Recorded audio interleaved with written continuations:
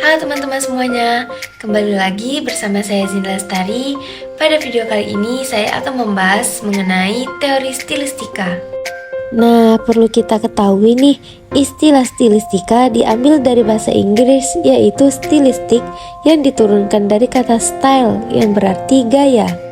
Mustafa berpendapat bahwa stilistika adalah gaya bahasa yang digunakan seseorang dalam mengekspresikan gagasan lewat tulisan.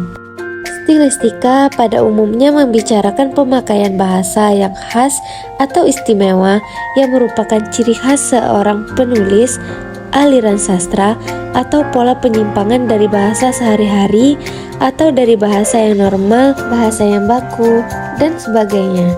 Dengan begitu dapat disimpulkan bahwa stilistika adalah ilmu yang secara spesifik mengungkapkan penggunaan gaya bahasa yang khas dalam karya sastra. Nah, kali ini saya akan menganalisis gaya bahasa dari suatu puisi melalui pendekatan stilistika. Puisi yang akan saya analisis adalah Rumpun Alang-Alang karya W.S. Rendra.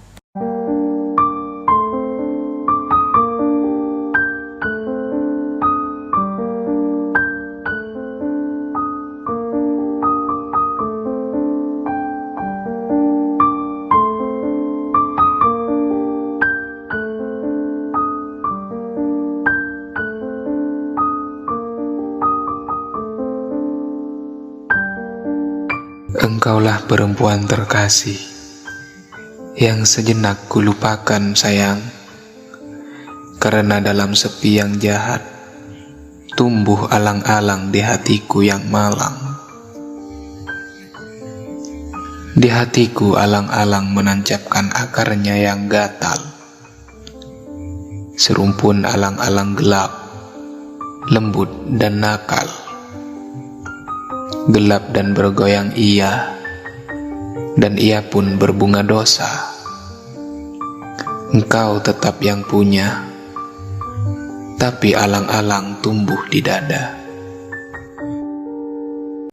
Diksi adalah pemilihan kata oleh pengarang dalam puisinya. Secara keseluruhan, diksi yang digunakan oleh penyair pada puisi ini menggunakan kata-kata yang sederhana, sehingga maknanya mudah dipahami oleh pembacanya. Yang menjadi fokus pembicaraan pada puisi ini adalah pada kata alang-alang, yang mana diksi yang digunakan dalam menjelaskan makna alang-alang seperti akar-akarnya yang gatal, gelap, lembut dan nakal, dan berbunga dosa. Setiap diksi yang digunakan memiliki nilai rasa yang negatif. Ungkapan ini bermakna sesuatu hal yang mengganggu. Sesuai dengan puisinya, hal ini bermakna godaan atas hadirnya wanita lain, atau bisa juga godaan dunia. Ini sebabnya penyair mengungkapkannya dengan diksi berbunga dosa, sehingga ia harus meninggalkan kekasihnya. Pemilihan kata pada puisi ini juga terdapat pada ungkapan di lirik pertama, yaitu engkaulah perempuan terkasih, menggambarkan bahwa penyair begitu menyayangi perempuan tersebut dan segala kasih sayangnya hanya tercurahkan untuk dia seorang. Di sini penyair lebih memilih menggunakan kata perempuan dibandingkan wanita, karena kata perempuan di sini lebih memiliki nilai yang tinggi daripada kata wanita. Selanjutnya ada citraan. Citraan adalah salah satu sarana keputusan yang digunakan oleh penyair untuk memperkuat gambaran pikiran dan perasaan pembaca.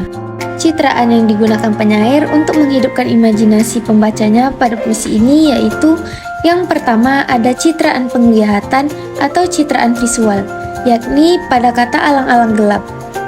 Kemudian ada citraan gerak atau citraan kinestetik pada kata bergoyangnya ia.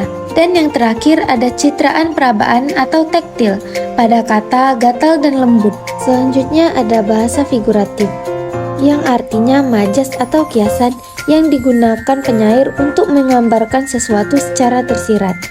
Bahasa figuratif atau majas yang digunakan pada puisi ini yaitu yang pertama ada majas metafora pada kata alang-alang di hatiku yang malang, menggambarkan perasaan pengarang dalam posisinya sebagai seorang pria yang kesepian. Kemudian pada ungkapan serumpun alang-alang gelap, lembut, dan nakal, menggambarkan ada sesuatu hal yang mengganggu pikiran pengarang.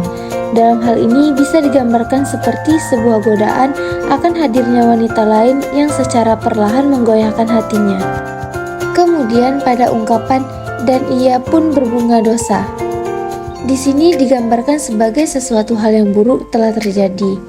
Kata bunga pada umumnya adalah sesuatu hal yang indah. Namun, oleh pengarang, kata bunga disandingkan dengan kata dosa, yang mana hal ini menimbulkan makna yang lebih mendalam. Kemudian ada majas personifikasi. Pada kata sepi yang jahat. Di sini kesepian terkadang menciptakan hal-hal yang negatif. Dari kajian stilistika ini dapat disimpulkan bahwasannya seorang sastrawan menggunakan bahasa sebagai alat untuk berkomunikasi secara khas dalam puisi. Mereka menyatakan sesuatu dengan caranya sendiri dan dengan gayanya sendiri. Seringkali memakai bahasa yang aneh atau istimewa. Mereka menyampaikan pikiran dan perasaan yang sama dengan gaya yang berbeda.